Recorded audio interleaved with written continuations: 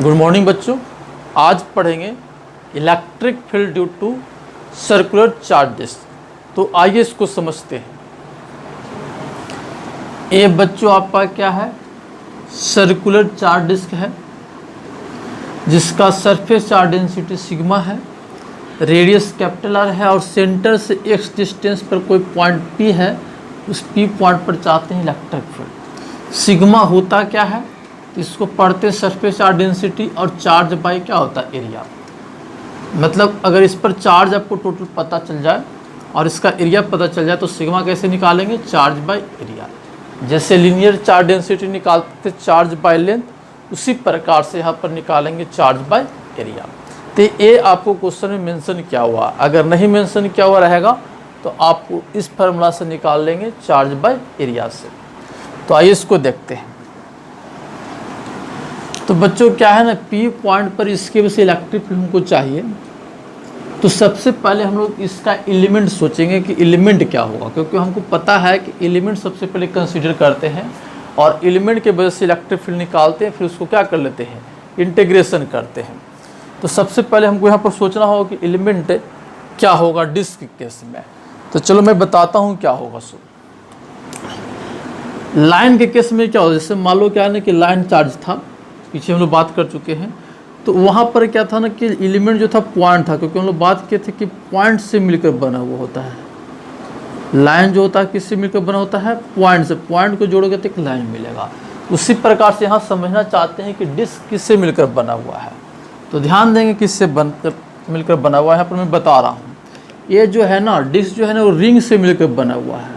ऐसे देखो ये रिंग है ना बच्चों। इंक्रीजिंग रेडियस का क्या है, रिंग है, और सभी को ऐड कर देगा तो हम लोग क्या मिलेगा, डिस्क मिलेगा ना।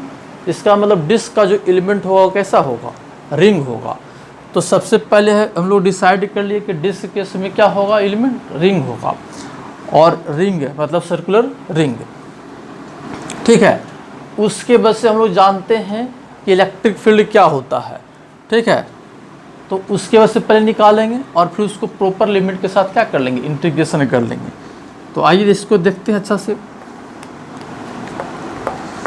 हम लोग यहाँ पर कंसीडर कर लेंगे एक रिंग,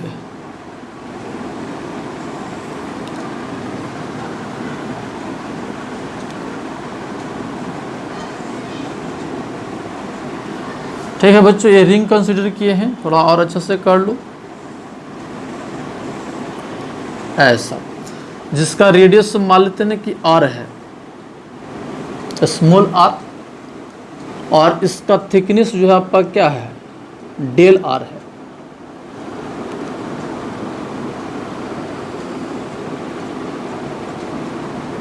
तो पहले हमको इसकी वजह से निकालना पड़ेगा पी पॉइंट पर इलेक्ट्रिक फील्ड। तो चलो इसको रिंग को बाहर कर लेते हैं, उसके बाद समझते हैं।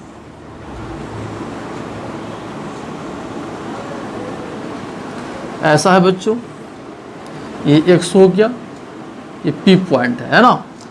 पहले हम लोग रिंग की वजह से निकालने जा रहे हैं और फिर इसको इंटीग्रेशन कर देंगे तो हमको डिस्क की वजह से हो जाएगा। तो इस रिंग का रेडियस आर है और थिकनेस क्या है, डी आर है, और इस पर जो चार्ज वो क्या है, डी क्यू है कि नहीं। और रिंग की वजह से जो इलेक्ट्रिक फील्ड होगा उसको नाम देंगे डी। तो हम लोग जानते हैं कि रिंग के वजह से आपका जो डायरेक्शन जो होता है इलेक्ट्रिक फील्ड का आपका इधर होता है, इसको नाम दे दीजिए डी। यूनिट पॉजिटिव चार्ज रखो, प्लस ये भी चार्ज है ना, पॉजिटिव चार्ज ये भी है, पॉजिटिव चार्ज ये भी है, तो इलेक्ट्रिक फील्ड आपको इधर हो जाएगा।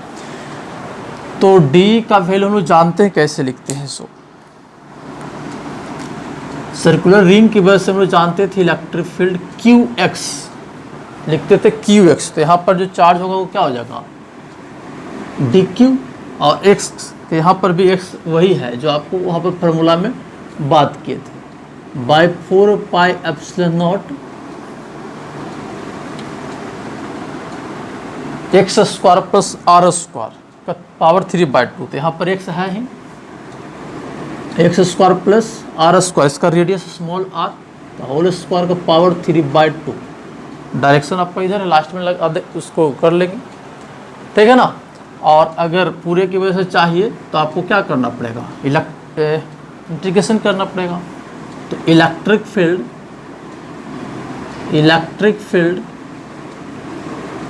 Due to charge disc, electric field due to charge disc, तो आपका हो जाएगा E।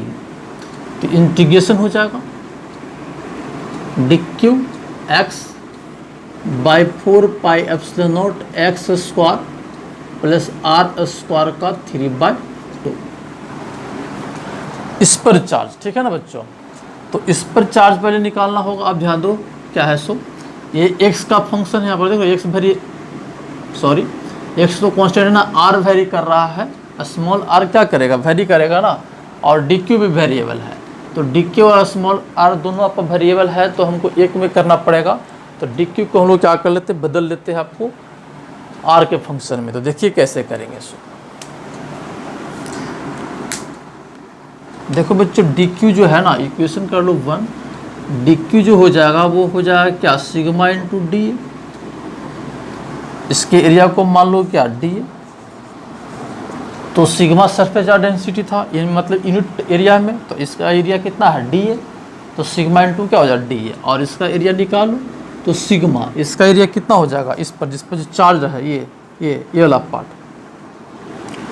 तो इस पर इसका एरिया हो जाएगा कितना, 2πr dr। समझ पा रहे हो कैसे करेंगे। तो इसको मैं पहले ही बता दिया हूँ कैसे करते हैं सो, और नहीं देखो इसको कट कर लाओगे तो आपका क्या हो जाएगा, ऐसे समझ सकते हो, ये हो जाएगा 2πr और ये हो जाएगा कितना, dr।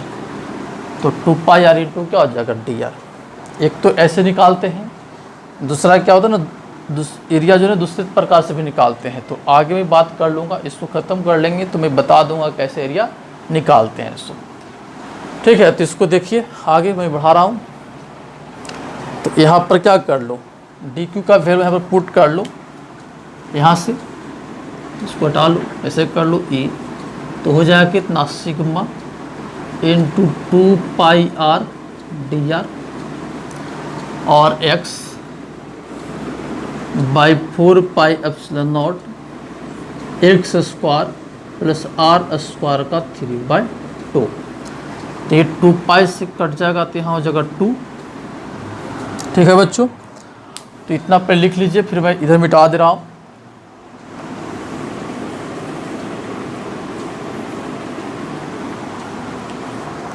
तो देखिए इलेक्ट्रिक फील्ड जो हो जाएगा बच्चों, E हो जाएगा सिग्मा x बाई 2ε0, बाहर आ जाएगा और हो जाएगा यहाँ पर r dr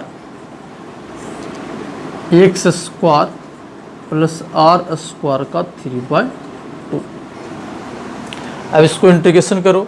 तो इंटीग्रेशन यहाँ पर करते हैं मेथड ऑफ सब्स्टिट्यूशन, ठीक है ना। उस प्रकार से हम लोग इसको इंटीग्रेशन करेंगे। अगर आपको इंटीग्रेशन पढ़े होंगे या फिर आता होगा तो इसको आप बहुत इजी वे में कर लोगे, ठीक है। तो इसको इंटीग्रेशन करना है, ठीक है ना। लेकिन अब इंटीग्रेशन लिमिट भी यहाँ पर देख लीजिए, ये r का फंक्शन हो गया ना, तो r = 0 से r = कैपिटल R। अब इंटीग्रेशन करने जा रहे हैं, इसको ध्यान दें।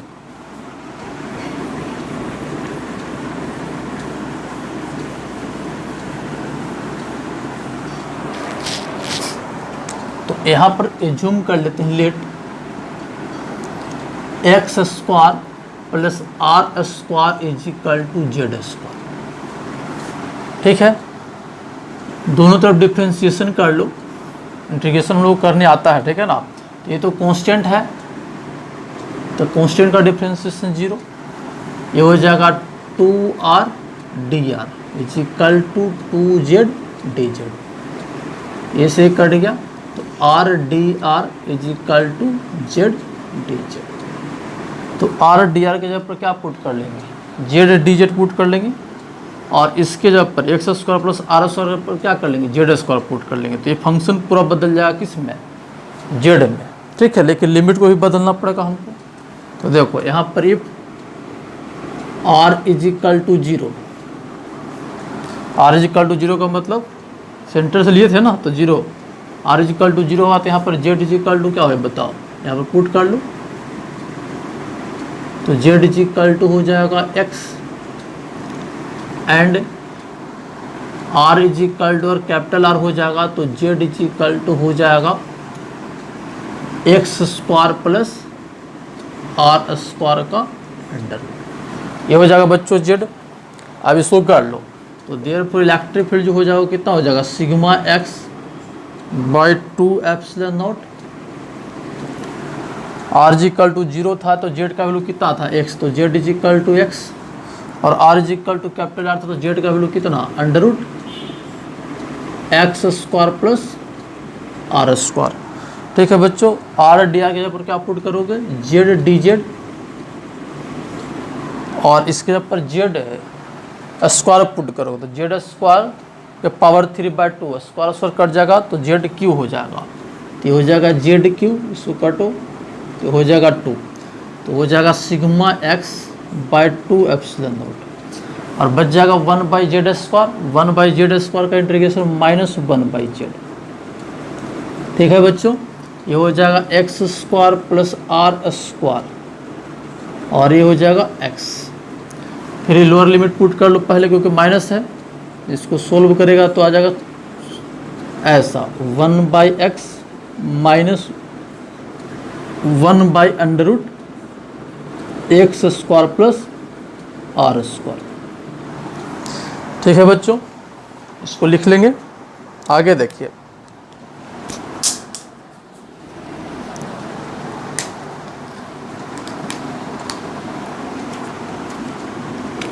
इसके आगे इधर लिख रहा हूं मैं।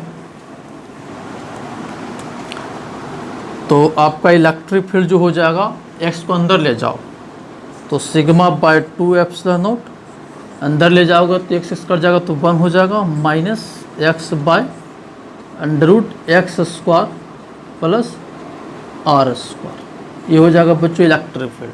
अगर तुम इसको x एक्सिस मानोगे, इसको बाई एक्सिस मानोगे तो इलेक्ट्रिक फील्ड किधर हो जाएगा, I की तरफ। समझ पा रहे हो, तो ये फार्मूला हो गया डिस्क की वजह से इलेक्ट्रिक फील्ड हो गया P पॉइंट। ठीक है, यहाँ पर, और डायरेक्शन आपका इधर हो गया बच्चों। तो इसको याद रखोगे क्या है।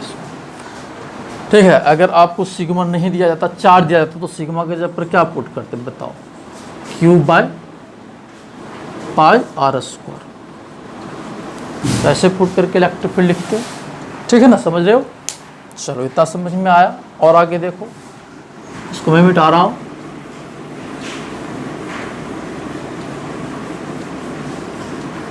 तो ये डिस्क की वजह से इलेक्ट्रिक फील्ड हुआ बच्चों। ठीक है ना, अब आगे क्या कर रहा हूं, सो इधर देखो, if R greater than x, then disc becomes a seat। ठीक है बच्चों, जब R का रेडियस जो है ना वो बहुत ज़्यादा होगा x के तुलना में, तो वो डिस्क नहीं कहलाकर क्या कहलाएगा, सीट कहलाने लगेगा। डिस्क नहीं कहलाएगा, क्या कहलाएगा, सीट। मतलब रेडियस आपका क्या है ना, बहुत बड़ा। बहुत बड़ा का मतलब क्या होगा, इसके तुलना में, x के तुलना में, तो ये डिस्क जो है आपका क्या कहलाएगा, सीट कहलाएगा। ठीक है, तो चलिए इसको देखते हैं। यानी अब हम लोग सीट की वजह से इलेक्ट्रिक फील्ड निकालना चाहते हैं, तो हम लोग क्या कर लेंगे, R ग्रेटर देन x। तो जब ऐसा हो जाएगा बच्चों, तो x square plus R square यहाँ पर देखो है दिया हुआ, उसका वैल्यू किसके बराबर ले लोगे, R स्क्वायर के बराबर ले लोगे। और जब R स्क्वायर यहाँ पुट करेगा तो R हो जाएगा, तो देयरफॉर x बाई R का जो वैल्यू हो जाएगा वो कितना हो जाएगा, 0 हो जाएगा, क्योंकि इसको सोल्व करेगा तो x बाई R आ जाएगा। फिर R का वैल्यू बहुत ज़्यादा है तो फिर क्या हो जाएगा, 0 हो जाएगा। उस केस में इलेक्ट्रिक फील्ड जो बच्चों हो जाएगा कितना हो जाएगा, हो जाएगा सिग्मा बाय 2 एप्सिलॉन नॉट। ये तो हो गया 0, तो सीधे बच जाएगा ऐसे, और ये जो वैल्यू हो गया आपका क्या हो गया, कांस्टेंट हो गया बच्चों। ठीक है, मतलब सीट की वजह से इलेक्ट्रिक फील्ड हो जाएगा वो कांस्टेंट हो जाएगा और इंडिपेंडेंट हो गया। ठीक है ना, किससे? एक्स से। इंडिपेंडेंट फ्रॉम एक्स, एक्स से इंडिपेंडेंट हो गया, मतलब एक्स पर डिपेंड नहीं करेगा। इसका मतलब क्या हुआ कि हर पॉइंट पर इलेक्ट्रिक फील्ड का वैल्यू क्या हो जाएगा? सेम हो जाएगा। देखो यहाँ पर सिग्मा बाई 2 जो कांस्टेंट वैल्यू हो गया, तो कांस्टेंट वैल्यू का मतलब क्या हुआ कि हर पॉइंट पर इलेक्ट्रिक फील्ड का मैग्नीट्यूड सेम, और हर पॉइंट पर इलेक्ट्रिक फील्ड का मैग्नीट्यूड सेम का मतलब क्या हुआ कि यूनिफॉर्म हो गया, क्योंकि यूनिफॉर्म का मतलब होता है समान, हर जगह सेम। तो हम लोग कह सकते हैं कि सीट जो होता है वो यूनिफॉर्म इलेक्ट्रिक फील्ड क्या करता है? प्रोड्यूस करता है। पीछे हम लोग पढ़े हैं पॉइंट चार्ज के कारण निकाले हैं, तो वो डिस्टेंस पर डिपेंड करता था, यानी जैसे जैसे डिस्टेंस चेंज करेगा तो इलेक्ट्रिक फील्ड का वैल्यू भी क्या करेगा? चेंज करेगा। उसी प्रकार से लाइन चार्ज कारण देखें, ठीक है, रिंग की वजह से देखें तो सब डिस्टेंस पर डिपेंड कर रहा था। तो हम लोग कह सकते हैं कि वो सब जो है वो non uniform electric field produce करता है, और सीट जो है वो यूनिफॉर्म इलेक्ट्रिक फील्ड प्रोड्यूस करता है। इसका मतलब ये हुआ कि इलेक्ट्रिक फील्ड दो प्रकार का होगा, एक यूनिफॉर्म इलेक्ट्रिक फील्ड और दूसरा नॉन यूनिफॉर्म इलेक्ट्रिक फील्ड। तो इसको याद रखेंगे बच्चों, ठीक है ना। इस फार्मूला को डिस्क के लिए यूज करेंगे और ये फार्मूला सीट के लिए यूज करेंगे। तो हम उम्मीद करते हैं कि ये आपको समझ में आया होगा, ठीक है। तो इस पर नेक्स्ट क्वेश्चन देखिए, इस पर क्वेश्चन करते हैं बच्चों, देखिए उसको।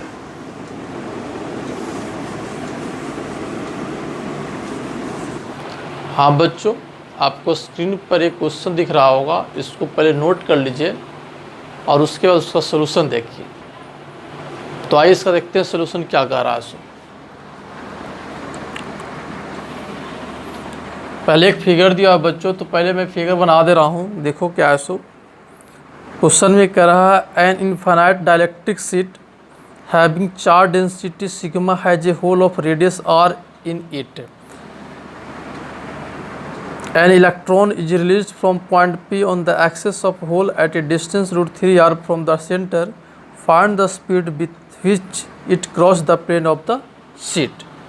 क्वेश्चन में बच्चों कह रहा है क्या ना कि एक शीट है आपका जिसका सरफेस चार्ज डेंसिटी सिग्मा है, और उसमें से एक आर रेडियस का होल कर दिया गया है, और उसके सेंटर से √3r डिस्टेंस पर एक पॉइंट P है, और इस P पॉइंट से एक इलेक्ट्रॉन को क्या किया गया है? रिलीज किया गया है, छोड़ा गया है, ठीक है। तो जब इलेक्ट्रॉन को छोड़ा गया है तो कह रहा है कि जब इलेक्ट्रॉन मूव करके यहाँ पर आ जाएगा, सेंटर पर आ जाएगा बच्चों, ठीक है ना।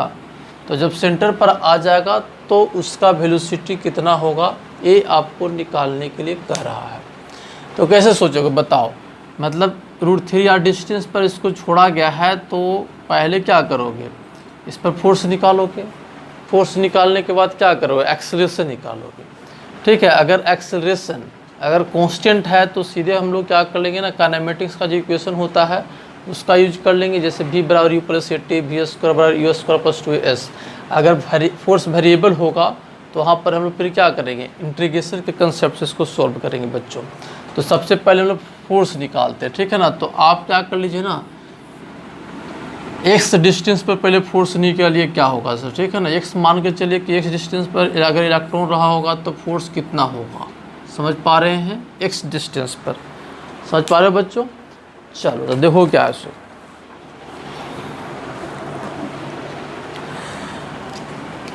तो कैसे निकालेंगे, ध्यान देंगे। जैसे ये जो है ना बच्चों,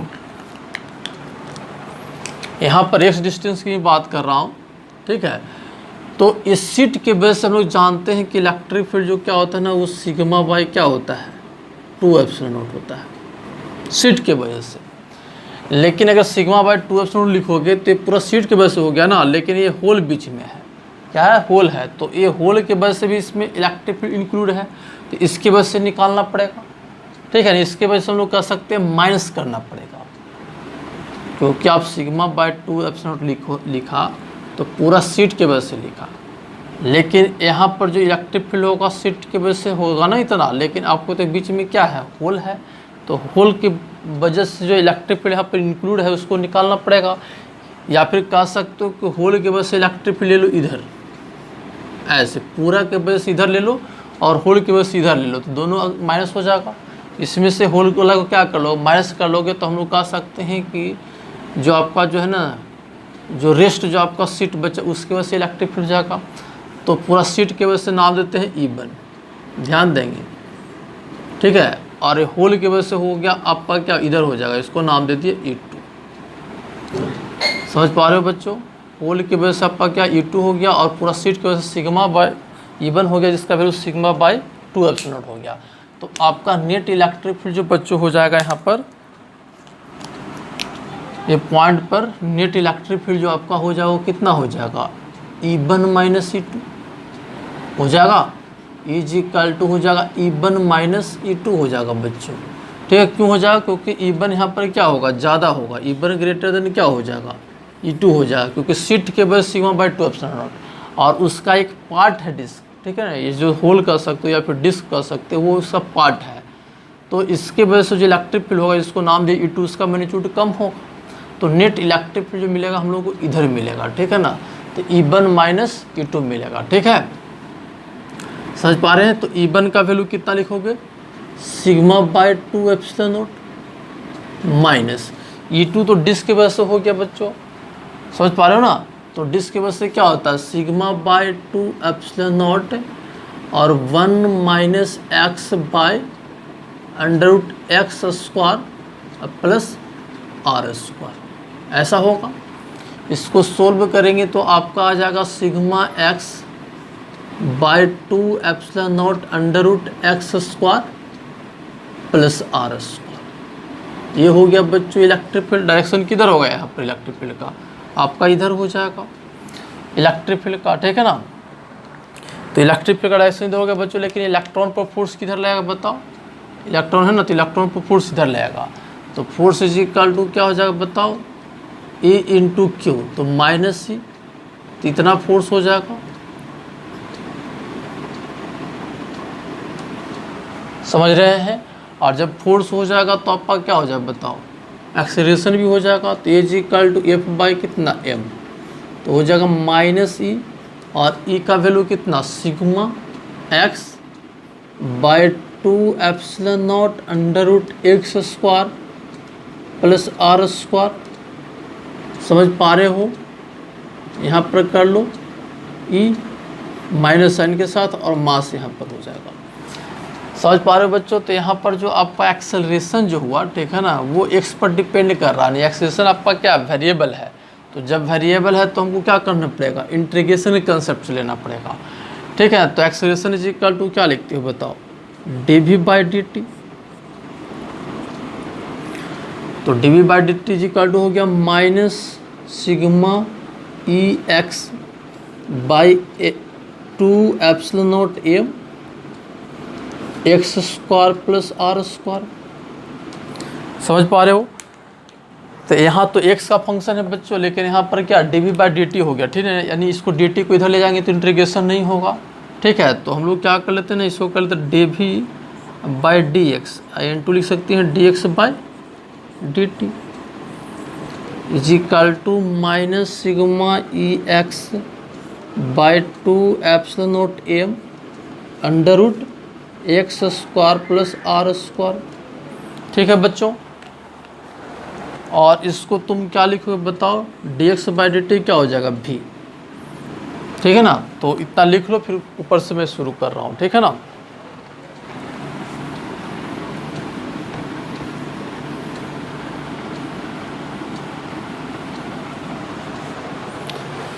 तो बच्चों यहाँ पर क्या हो जाएगा बताओ, v dv = हो जाएगा माइनस सिग्मा Ex, या फिर जो कांस्टेंट उसको बाहर कर लो, sigma E 2 epsilon naught m, और ये हो जाएगा x by √x² plus r², और ये हो जाएगा dx। अब इसको इंटीग्रेशन हो जाएगा ऐसा, ठीक है। तो x = अब देखो कहाँ से कर रहा था रिलीज, √2r से, तो हम लोग का √3r से, तो x = √3r, तो आपका क्या हो जाएगा v = 0, उस समय रिलीज किया गया बच्चों, ठीक है ना। और x = 0, मतलब जब सेंटर पर पहुंचेगा तो x का वैल्यू कितना हो जाएगा 0, तो v इक्वल टू क्या हो जाएगा v। अब इसको सोल्व कर लो।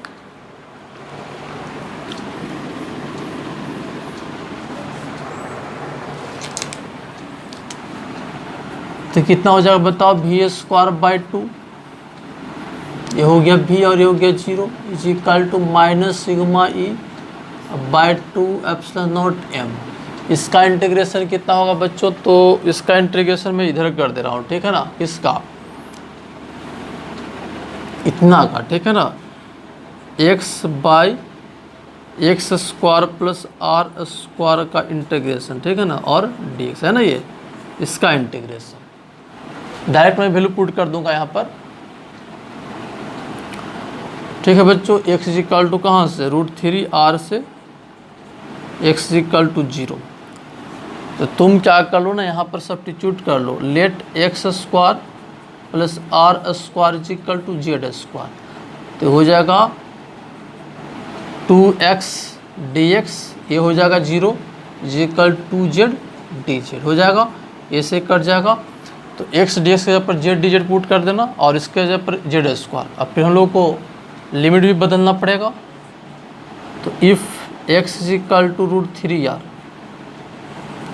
ठीक है, तो z का वैल्यू कितना हो जाएगा बच्चों, यहाँ पर पुट कर लो √3r। तो √3r का होल स्क्वायर मतलब 3r square plus are square यानी 4r square, 4r square is equal to Z square मतलब z is equal to 2r हो जाएगा बच्चों, देख लेना। और x इज इक्वल टू अगर 0 पुट करोगे, x इज इक्वल टू 0 तो z इज इक्वल टू कितना हो जाएगा, r हो जाएगा। अब इसको ऐसे कर लो, यहाँ पर लिखोगे कितना बताओ, z dz लिखोगे, है कि नहीं, x dx के जब पर और इसके ऊपर जेड स्क्वायर था, जेड हो जाएगा नीचे b, ये से कट जाएगा। और लिमिट कहाँ से कहाँ तक, तो 2r से r तक बच्चों, ठीक है ना। इसको सोल्व करेगा तो कितना हो जाएगा, dz का इंटीग्रेशन z, ये हो जाएगा r, ये हो जाएगा 2r। इसको सोल्व करेगा तो हो जाएगा -r। मतलब कह सकते हो कि इतना का जो इंटीग्रेशन होगा ना बच्चों, इतना का इंटीग्रेशन यहाँ पर सीधे लिखना है क्या, -r। मैं इधर इंटीग्रेशन कर दिया हूँ, ठीक है, यहाँ से मैं ले लिया और, ठीक है। तो आपका हो जाएगा v स्क्वायर बाई 2, इसको सोल्व करेगा तो इतना जाएगा इज इक्वल टू हो जाएगा माइनस माइनस प्लस, तो sigma E R by 2 epsilon naught m। तो 2 से 2 कट गया बच्चों, हमको v चाहिए था, तो v इज इक्वल टू कितना हो जाएगा बताओ, under sigma E R by epsilon naught m, और ये हो जाएगा आंसर। तो समझ में आया बच्चों कैसे किए सो, फिर से समझो हमने क्या किया सो, कि ये क्या ना कि ये पूरा आपका क्या था, सीट था, उसमें से डिस्क हटा लिया गया है, मतलब ये होल कर दिया गया है। तो यहाँ पर इलेक्ट्रिक फील्ड हम निकालना चाह रहे हैं, ठीक है ना, किसी एक पॉइंट पर, एक डिस्टेंस पर कोई पॉइंट P माने वहाँ पर इलेक्ट्रिक फील्ड। तो पूरे सीट के वजह से सिग्मा बाई 2 एप्सिलॉन नॉट, और इसके पूरे सीट की वजह से, लेकिन बीच में तो डिस्क आपका होल है, तो उसके माइनस करना पड़ेगा। माइनस करने का मतलब कर सकते हो उसका डायरेक्शन क्या कर लो, अपोजिट कर लो। इसलिए इसके वजह से हम लोग इलेक्ट्रिक फील्ड कर लिए, A2 इधर कर लिए, माइनस करने के लिए ऐसा कर लिए, ठीक है। तो नेट इलेक्ट्रिक फील्ड आपका क्या हो, इसमें से इसका माइनस कर दो, ठीक है, जो पीछे आपको दिखाए हैं। तो नेट इलेक्ट्रिक फील्ड हमको मिल गया। अब इलेक्ट्रिक फील्ड मिल गया था तो हम उसके बाद क्या किए, फोर्स निकाले, F is equal to E से।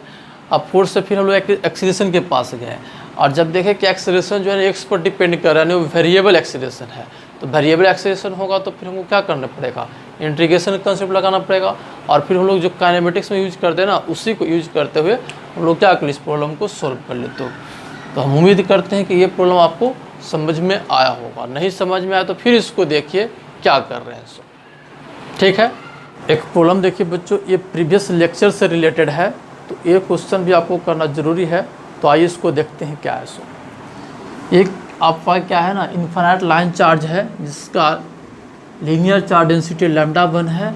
दूसरा फाइनाइट चार्ज लेंथ है जिसका लेंथ L है, जिसका लीनियर चार्ज डेंसिटी λ2 है, ये r0 डिस्टेंस पर है। तो इसके वजह से इस पर जो फोर्स लगेगा उसका वैल्यू बताना है क्या होगा सो। तो कैसे करेंगे बच्चों, बहुत सिंपल क्वेश्चन है। देखो क्या करेंगे, एक एलिमेंट लेंगे, ठीक है ना, क्या लेंगे हम लोग, एलिमेंट लेंगे। यहाँ पर x पर जाकर ले लो x, तो dx, ठीक है बच्चों, तो पहले इसके वजह से इस पर फोर्स निकालेंगे। ठीक है, तो ए फिजिकल टू क्या हो जाएगा, E1 इंटू कर लेंगे क्या डी क्यू। इसके वजह से यहाँ पर इलेक्ट्रिक फील्ड तो कितना हो जाएगा बच्चों, λ1/2 पाई एप्सिलॉन नॉट एक्स। हम लोग जानते हैं कि इन्फिनाइट लाइन चार्ज की वजह से इलेक्ट्रिक फील्ड जो होता है λ/2 पाई एप्सिलॉन नॉट डी। तो यहाँ पर लैम्डा के जगह पर λ1 है और डी के जगह पर क्या है, एक्स है। तो हमको इस एलिमेंट में फोर्स निकालना है ना, तो इस एलिमेंट में फोर्स निकालने के लिए E1 इंटू क्या कर लेंगे, डी क्यू। समझ पा रहे हो ना, तो इसको कर लो क्या, डी एफ। और डी क्यू के जगह पर क्या लिखोगे बच्चों बताओ, λ2 इंटू क्या लिखोगे, डी एक्स, है कि नहीं। आप पूरे की वजह से निकालना चाहते हो तो इंटीग्रेशन कर लो, तो λ1 λ2 2 पाई एप्सिलॉन नॉट और डी एक्स इंटू एक्स, ऐसा ही एक्स हो जाएगा। ठीक है बच्चों, अब इसको इंटीग्रेशन कर लो, कहाँ से कहाँ तक बताओ। इसके वजह से इस पर चाहिए ना फोर्स, ठीक है, तो इधर फोर्स लगेगा।